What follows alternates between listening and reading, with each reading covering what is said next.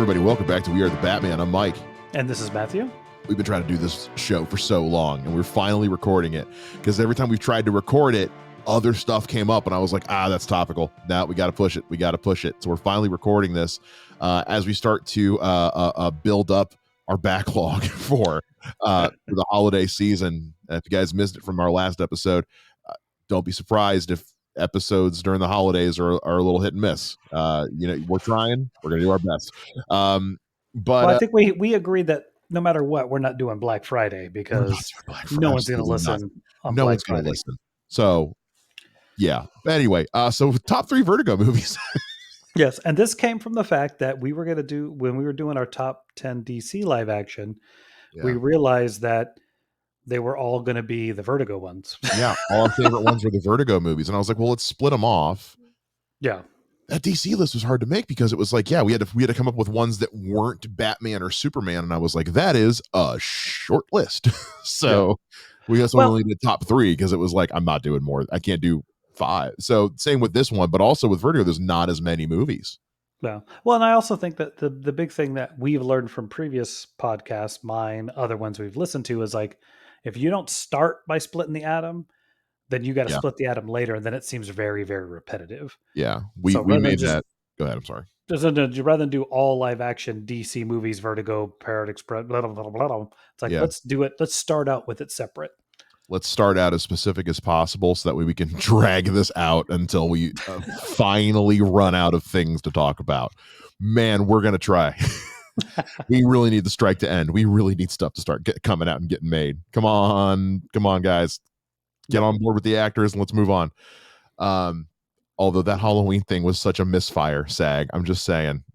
Oof. The whole Halloween costume thing. They put out a statement basically telling people, asking people like SAG members not to wear costumes based on struck properties. And everyone like everyone from the top down was like, you want me to tell my kids they're scabs? Really? Like Ryan Reynolds went off, and so SAG didn't back off, but they were like, we mostly meant this as like an instruction for like the social media influencers who were trying to be pro SAG. I was like, yeah, but that's not what you said. You just said don't you or your families wear costumes of struck content. So I love you SAG, but that didn't help. Anyway, top 3 Vertigo movies. I'm gonna cut that out probably. I don't know. We'll see how lazy I get. This was a harder list to make than I thought it was gonna be. It was, yes, definitely. Not in terms of my number 1. That was never out. My number 1 was never in question. It was honestly my number 2 wasn't in question. The problem was figuring out what number 3 was going to be. I think that was kind of a problem, and I think there's couple things happen. One is something I'll discuss when we discuss the movie. Oh God! But the other one was like, I had that moment of like, is this movie on my top 3? I haven't watched it in 15 years. Mm-hmm. And like, okay, so having to go back and rewatch. I rewatched all of these movies, one unintentionally. I went back and watched them all because I wanted to be sure that I was confident with my list. Well, I think also I like these movies. So. Yeah, I was gonna say, I think before we decided on this list, I just happened to watch my number 1. Well, most of these movies, with the exception of the one that I hadn't seen yet before this movie, but like a couple of these are just regular watches for me. So it wasn't that too far out of the realm. A couple of them I was like, oh yeah, I haven't seen that in a while. Let me go. And then there was one where I was like, I haven't seen this at all. And we'll talk about that later. We are. The number 3 slot was what everyone was vying for, because my number 1 and number 2 were in stone. Yeah. The number 3 was a harder one to pick, and you might ask, well, then why not do a top 5? It's because I could get you a top 4 most. I could not get you top. It would be one that I was not happy to have on the list. I think that was the DC thing. It was like our top 5 was all Vertigo. So, but no, I think I had to rewatch my number 3 to see if it really was the number 3 and not the number 2. I did too. I had to. My number 3 was between 3 movies, and I had to watch all 3 to make sure that I was confident with. Let's just roll into our number 3s. Well, let's go ahead and talk. Well, Okay. yeah, let's talk about my number three because we're not going to talk about your number three till we get to my number one.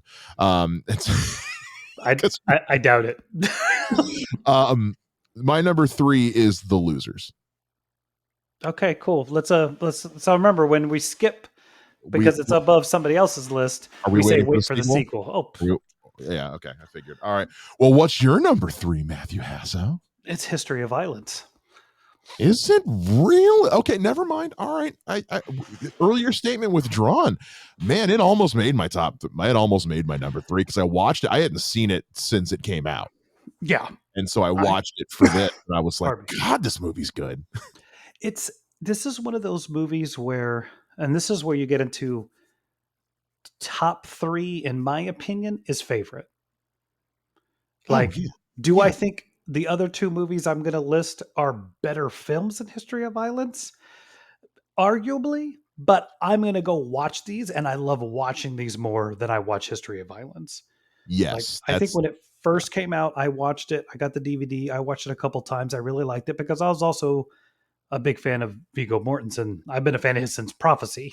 Well, and this was this post Lord of the Rings? No, yes, it was after Lord of the Rings. Yeah. So he's doing this. He's doing Hidalgo. He's doing a couple other things around this time. Yeah, If I technically, Hidalgo I think comes out while the Lord of the Rings are being released, I think you're right. Yeah, I think and you're right. then this is the first movie he does after Lord Oh, of the this is the first Rings, one post Lord of the Rings. and Okay, gotcha. then after this is Eastern Promises and some of the other ones.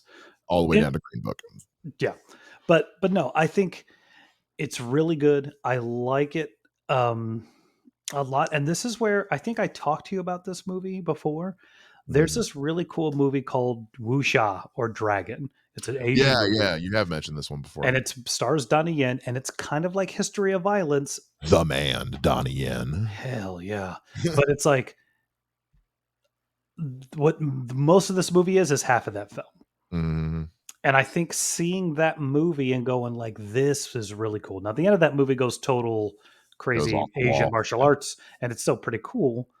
But I think with This that, it's this is kind a of like gangster movie. yeah. This is a gangster movie. So it's I really like it, but I don't have a lot of rewatch value. And honestly, like there are some questionable scenes that like Oh, you mean the one that's living rent free in my head right now that takes place on a staircase?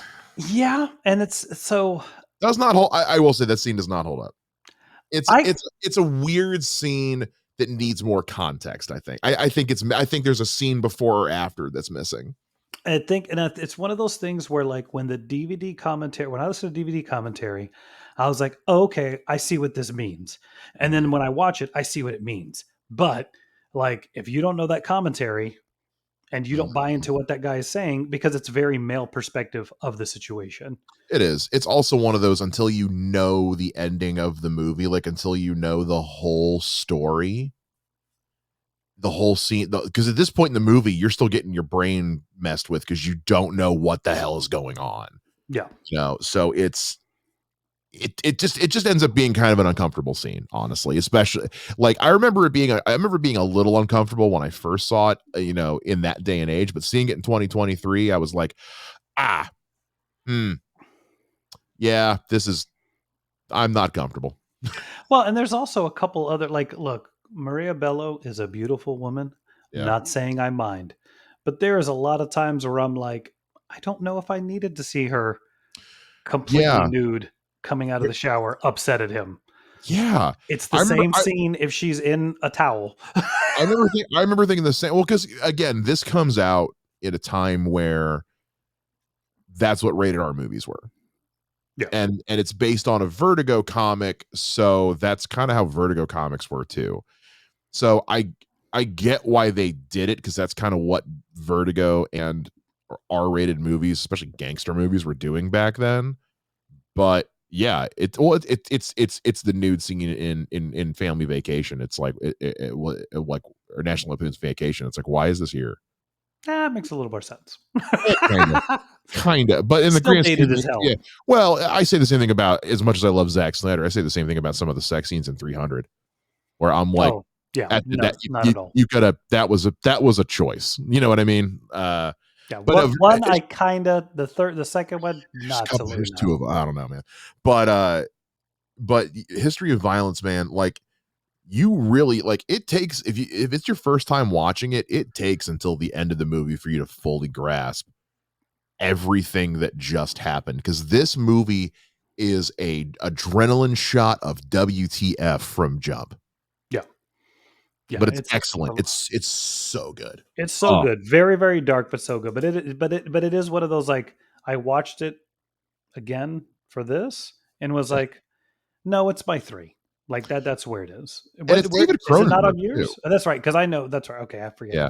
Yeah, no, it's not on this was one of the one this one was hard to leave off the list. Okay, This was hard to leave off the this was one of the ones vying for number 3. gotcha. And so it was very difficult to leave this off the list, but it was again, it was one of those, it's like I enjoy The Losers more Yeah. because The Losers has the benefit of also being funny. Hmm. And Hmm. and I will say, like, History of Violence, I do want to comment, like, this is directed by David Cronenberg, Yeah. the guy who does like The Fly and Scanners, like Videodrome, Dead Zone. Like, this is It's your dark. It's this is your intense. body horror guy. Yeah. This is the guy you go to when you want to see stuff on screen that's just like gross and fucked up. History of Violence is just, I mean, it's got some great blood for the what little action there. Like the action scenes are excellent. They'll gross you out, like they're bloody, but Yeah. it's a slow burn of a movie Yeah. without being it's not a slog.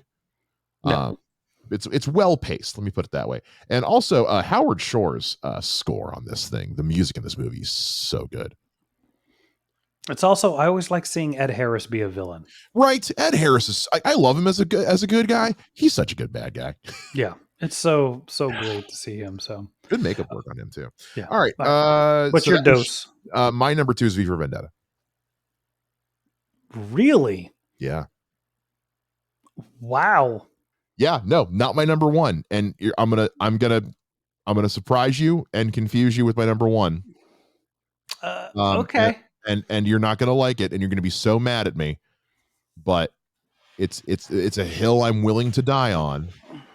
And like any good former pre-law student, I will plead my case to the best of my ability. Look, And also, at the end of the day, I'm almost got to edit this shit. you know what? Look, I'm gonna say this. I'm gonna say this because I think we talked about it on the phone. I Mhm, think, and I have to make sure that I come clean. mhm, You were a guest on my Fanboy Junction podcast. mhm. That's how we got to know each other. And Yes, I went through that entire episode yes, you did. not telling you how much I did not like V for Vendetta Yes, you did. because you were so gung ho for You're it damn right. that I was like, I don't want to sit here and go, by the way, I hate this fucking movie. I know. So That's I so was like, weird. I don't understand how you don't like that movie. I, But I'm gonna sit here and tell you why I love V for Vendetta so goddamn much. Okay, and you know, I will say this. I think V for Vendetta is one of those movies. I can't say it's a bad movie. it's a taste thing. It's a taste thing. It It, just doesn't do it for me. V for Vendetta is niche as hell. It is not for the average, especially for the time it comes out in 2005. It is not for the average comic book fan. It is not for the average moviegoer. It's not for the average anybody. This is not a Yeah. movie for the average person. And I don't mean that to say that like I'm somehow like above average. I am happily moderate at best. Okay. I am a glorified mid strain of weed. Okay. But V for Vendetta is it's one of those movies that just it is tackling things so much bigger than itself, so much bigger than its readers, so much bigger than even like what the story itself is about. Watch V for Vendetta today and tell me it doesn't hit home a little different in 2023. Because I Yeah. remember showing that movie to my college girlfriend in my dorm, and her being like, "Wow, that's so wild. Can you imagine living in a world like that? That'd be so scary." That's our lives now. And you know what? Yeah, it's not great. Yeah. It's It's not kind of weird. awesome. We are living V for Vendetta like almost to the T Yeah. in the United States, in the world, honestly. Like the whole world is living this life now. Yeah. So it is a movie that every time I watch it, it hits me a little bit different because there's because like the direction on this thing is and I'm suddenly drawing a complete blank on the name of the director. Yeah, because the Wachowskis produce it. He's like one of their James McTeague. DPs. Yeah, Jason. The Wachowskis are hot off of the Matrix trilogy, trying to which did not get well received by the end of it. They're trying to get some goodwill back because you say what you will about the Wachowskis with the Matrix movies. It's clear they've got, it's kind of with Zack Snyder. It's like it's very clear they've got a vision for something. So it's been long since believed that the Wachowskis ghost directed this movie. Yeah. Because James McTeague had never directed anything before. This was his first this was a directorial debut.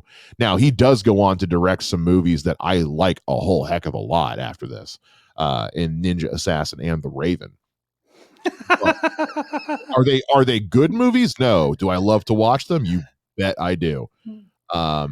Bro, I love Speed Racer. I will watch Speed Racer all day long, and the Wachowskis directed that, so I Yeah. can't judge you if you really like Yeah, Ninja Assassin. yeah, because Speed Racer is not a good movie. It is. We will fight on that. We will fight on that later. But what what James McTeague and the Wachowskis did is there is so much just little tiny bits of hidden imagery in almost every scene on screen.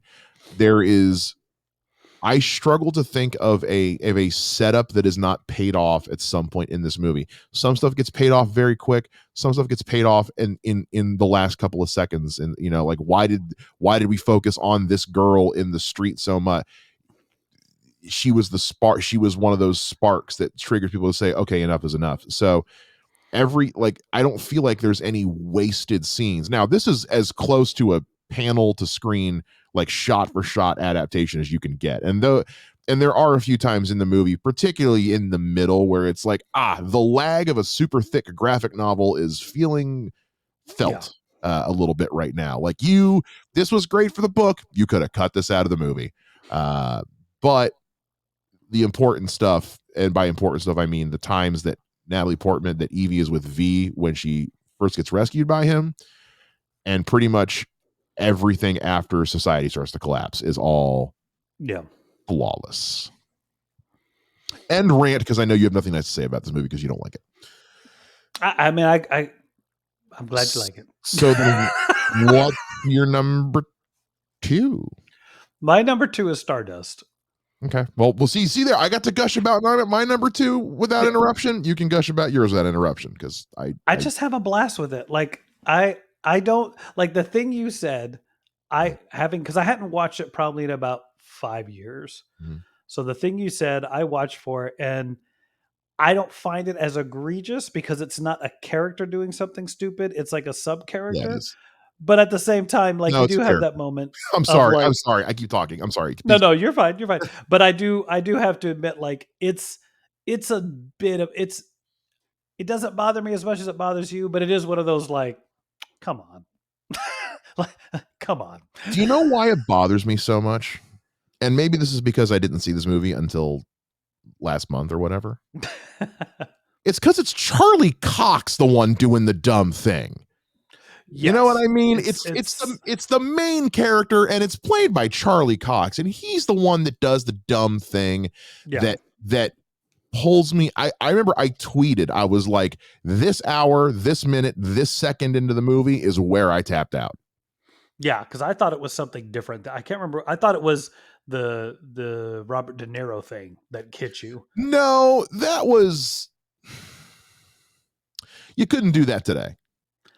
I don't have for 2007. It's you'd have to cast somebody different to get away with it now. You'd have to cast RuPaul in that role or something like that, or Neil Patrick Harris. Yes, like not Robert De Niro. Yeah, you couldn't. Yeah, you can't get Robert De Niro to, or like Cam from Modern Family. Yeah, like I know De Niro is as left as it gets, but it's De Niro, and so it feels like a caricature rather than a character.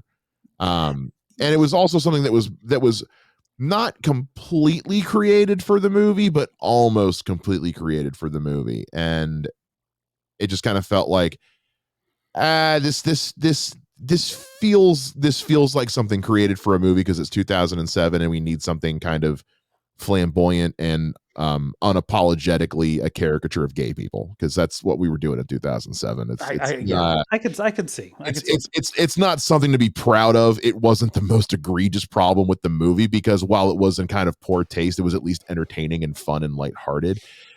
I think had the joke been he's gay, yeah, I think I would have been more. But the joke is that he's super flamboyantly cross-dressing, and he's like, hiding it. it's not just that he's gay, it's that he's gay. Yes. It's that he's that's where I think he's Family Guy gay.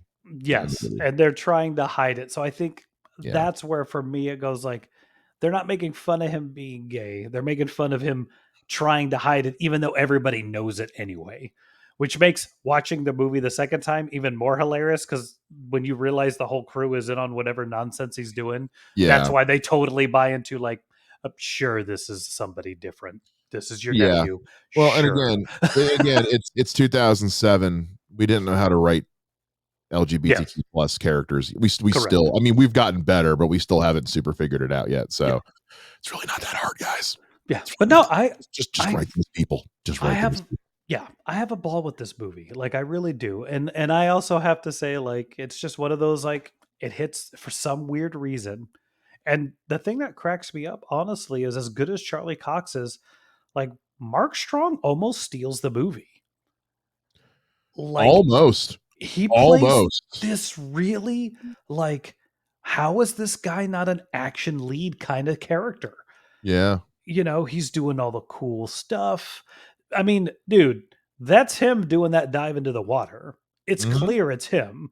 So, like, I was really like, I could kind of forgot how much he was actually doing. And I was like, dude, this is impressive, man. Like, the fact that he ended up being the staple bad guy from this movie on, I think, was kind of weird. But like, because is this before or after Sherlock, the first Sherlock Holmes? This is after. This is way right? before. Was this way before? When was the first Sherlock Holmes? First Sherlock Holmes is like 2009, 2010.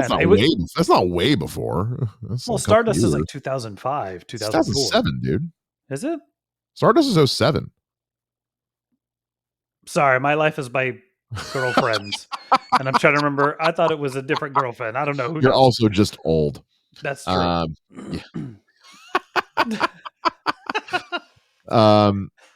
But okay, no, look, real quick, just so we can, because we beat around. I want to point out the exact thing that is a bothers me. And I get it, because I called you when it happened. So because we've hinted at, but so people, because at this point, if you haven't seen the movie, like, kind of like with me, like, that's on you. It's available. And it's fun. Sure. It's fine until it's not. Look, Stardust is really good until at that exact moment, and I don't have the tweet pulled up to tell you, but when Charlie Cox is like, I'm gonna go tell this super shallow chick that I was trying to get with, sorry, not sorry, I'm actually gonna go be with my new girlfriend now. Yeah. And he goes, but rather than wake up the new girlfriend and say, hey honey, I'm gonna go do this thing. I'm gonna go do this thing. Don't freak out if you wake up and I'm not here. I'll be back in like 20 minutes. I will be right back, I promise. Yeah. Oh, okay, honey, goodbye. Have a good time. Bring back pancakes. Cool. Instead, he gets up in secret, doesn't wake her, doesn't leave her a note or anything. Because he has nothing to write with. Because God forbid he look for more than 5 seconds for a pen. Or go outside and buy something. Oh my God. Goes downstairs, finds the hotel manager sleeping on the couch in the lobby for some reason. The sun's up, dude, get to work. And says, hey man, do you have a pen or paper so I can leave a message? And he goes, no. Can I leave a message with you? No. Please, it's really important. Okay, go ahead. And then he just prattles on for like a minute and a half. The super complicated, or it says tell her I'm sorry, and this will all be over soon or whatever. Something super vague that could mean a million different things. And the hotel owner's like, okay, cool, and goes back to sleep. And Charlie Cox just says, okay, bye, everything's fine now, and just leaves. And then Claire Danes wakes up and is like, well, where did he go? Where is he? Did he leave me here? Did he abandon me again? And she goes downstairs, and the hotel manager's like, oh yeah, he said, sorry about this, and everything will be, it'll all be fine. Or like the it's all wrong version of the the message wrong version of what he meant. that Basically, makes her think he left her to be with the other yeah, girl. she thinks he's abandoned her, but Yeah. rather than like, and then she just kind of aimlessly wanders for like Ever. And this is where it really gets bad, because then all of the sudden, 5 different people from 5 different locations, moving at 5 different speeds in 5 different forms of travel, all get to the same location at the same time. Yes. Makes no sense. It takes him all day to walk to the wall, to cross to the wall, to get to the town while running. It takes Claire Danes 5 minutes while walking. She's a star. I don't know what the problem Sure. is. Anyway, I'm not doing this to drag the movie. I promise you I'm not. But it's just we keep talking about the thing I don't like. So I want to just say the thing I don't like so we can stop being vague about it. Now, please go back to talking about why you like this movie, because I'm sorry that I don't. No, I'd like, this is the thing where this is that whole thing where I think when it comes to movies, like there can be moments that just kick you out. I've had a couple movies where I'm like, I really like this movie, and then this thing happens, and we're going to talk about one of those in about a month or so. Yes, we are. Yes, we are. And because I rewatched it and I kept going like, hey, oh, hey, oh, hey, oh. Anyway. Yeah. That's gonna be a fight. Oh man, we're gonna It's fight not going to be so a hard. fight. It's going to be just like this. You're going to Gonna live it. no, it's gonna be a fight. It's gonna be a fight. We're talking about Batman versus Superman. Talk about Batman versus Superman, guys. You want to hear Matt and I fight? Wait until we talk about that movie. But look, I just have a good time with it. And especially nowadays when it comes to, can I sit down with my family and have a good time with a movie? This is one of those movies I can. And we had a ball watching it, and I can't like it. It's my number 2. It really was. I really couldn't decide if this was History of Violence would be my 2 or 3. And I just had that point. I was like, nope, it's Stardust. Like Stardust is the one I've revisited more. I've had a lot more fun with, as much as I enjoy History of Violence. Again, History of Violence is my number 3. Like, come on. Yeah. So, but yeah, I was very bummed I ended up not liking the movie, like genuinely, because up until that point, the Robert De Niro stuff aside, I was having a good time. Yeah. And again, that's one of the reason that it was such a takeout for me is just because from a writing standpoint, and as somebody who like communication, like I have a degree in communication, like communication, not going to say where I work, but communication specialist is my job title at my job. So like communication's a big thing for me, especially in writing. And to me, when you create drama through shitty communication, that's just, I couldn't think of anything else to bridge these 2 scenes. So somebody just plays a bad game of telephone and we can move on. And it's contrived as hell. That's why I can't sit here and argue with you, because I want to find the original movie that did that. I want to go back in time and burn it. So no one ever does that and ever sets that precedent. I never want that to be a thing. And then suddenly all the movies in Hollywood will be good for the rest of time. Yeah. You could have easily had him say, hey, wake her up and say, hey, I'm going to go do this. Stand here at the wall and wait for me. And when he comes back, everybody shows up and you have the exact same thing. Yeah, I'm sorry. I'm not here to rag on the movie. It's your number 2. I don't want to keep You're not. I mean, dude, like I said, like it's a glaring problem with the film. I can't deny that. I know, but you didn't do this to V for Vendetta. So please, by all means, say something of V for Vendetta you absolutely can't stand. V for Vendetta. So what's your number 1? Right. All right. My number 1 Vertigo movie is Constantine. Now listen. First of all, I know I did it as my number 1 for my top 3 non-Batman, Superman, DC movies, and I fully admit that. That being said, the Vertigo logo is in the opening credits of this movie. This movie is based on the most successful Constantine run of all time from Hellblazer, which was a Vertigo comic. Yes. Constantine is a Vertigo movie. Yes. And in terms of rewatchability, I watch V for Vendetta a couple times a year. I watch Constantine once a month. It's And up. It's in there with the Batman as one of those regular rotation movies I have on in the background at all times. Yeah. And the thing of it is like we made the conceit to We did. make it a live action DC movie because I don't think we could have come with 3 of them. And that was more my hang up because I don't like the Swamp Thing movies. That was the consensus. So that being said, Constantine notwithstanding, V for Vendetta is my number 1. History of Violence goes into number 3. Mm-hmm. Okay. Mm-hmm. But asterisk, Constantine's still my number 1 Vertigo movie. Anything else I can say about that movie? Go listen to our top 3 DC. We're gonna do a breakdown of Constantine at some point in the future, I'm sure. Okay. Hold on. All I'm gonna say is just I fucking love this movie. I can't say it enough. It's so good. More people should watch it. Let's talk about the losers. No. Hold on. I have a question for you. Okay. All right. So Constantine's not here. So now that means that V for Dead is your number 1. Yes. Losers is number 2. And Losers is number 2. History of Violence. Okay. Everything just moves up 1. And History of Violence goes to number 3. But you Losers was your number 3, not number 2. Right, because History of Violence wasn't on my list. Ah, okay. There you go. Okay. Yeah, it was on yours. It wasn't on mine. I bumped it off to make Constantine at number 1. Okay. Because full disclosure, everybody, I just fucking forgot and didn't realize until mid list, and I've cut that part out so you can't hear it. So it's glorious. It's about 8 minutes of me cracking up while he's trying to tell, and me just feeling like the biggest goober on the face of the earth. Dude, you love the movie. I can't knock it. That being said, my love for that movie transcends all rules and caveats we make for this list. Constantine be praised. All hail the mighty Keanu Reeves. Dude, The Losers is such a good movie. Dude, it has. I literally, before we decided to do this list, I was like, you know what? I want to watch that opening scene. And I started watching it. And then my wife came and sat down. Then my daughter came and sat down. Then my son sat, and then we just sat there and watched the movie and just had a ball watching that movie.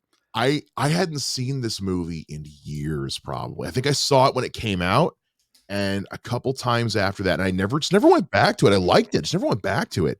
So when I knew we were doing this, I was like, this is one of the ones I was like, I got to watch to see if it's numbered, to see where it fits in the list. I know it's making the top 3. I just don't know where.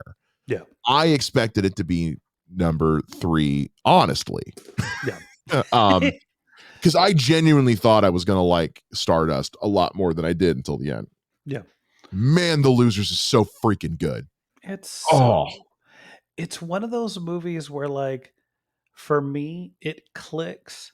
It checks every single box I need. Mm-hmm. You know, it's got Chris Evans.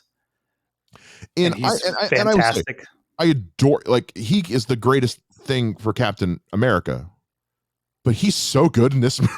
Oh gosh, so good. This is side of Chris Evans. People, I think, aren't. This is, because this is still like Scott Pilgrim, Chris Evans. He does.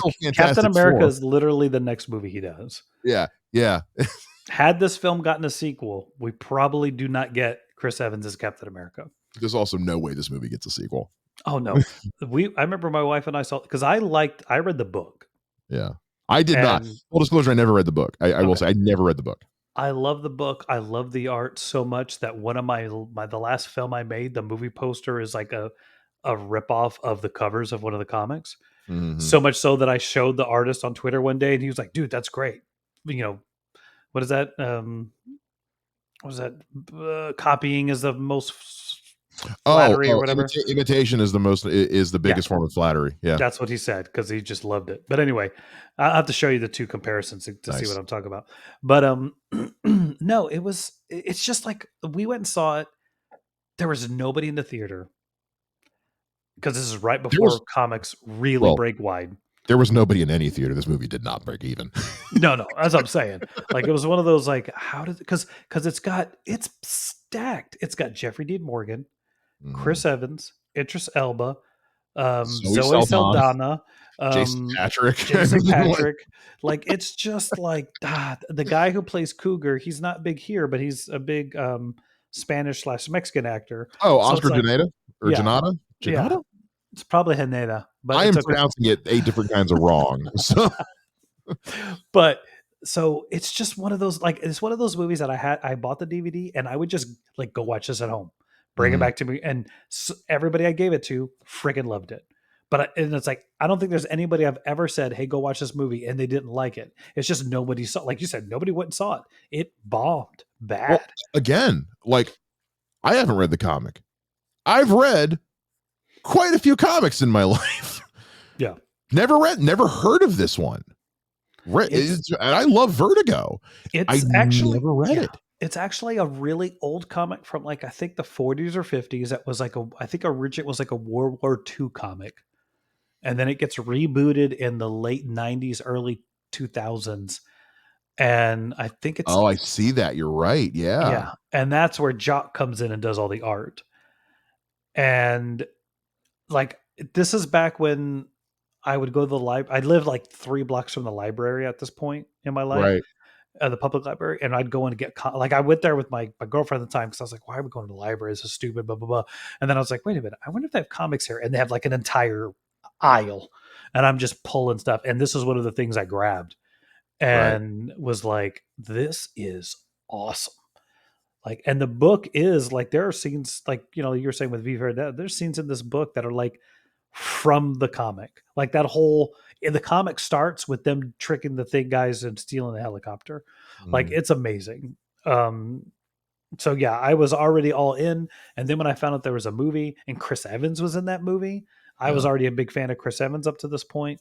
So I was all in. And then it was like I think I knew who Zoe Saldana was because she'd been in some stuff. She's fairly new to well, so let me rephrase that. She's done Star Trek and Avatar at this point. So her star Yes. is on the rise.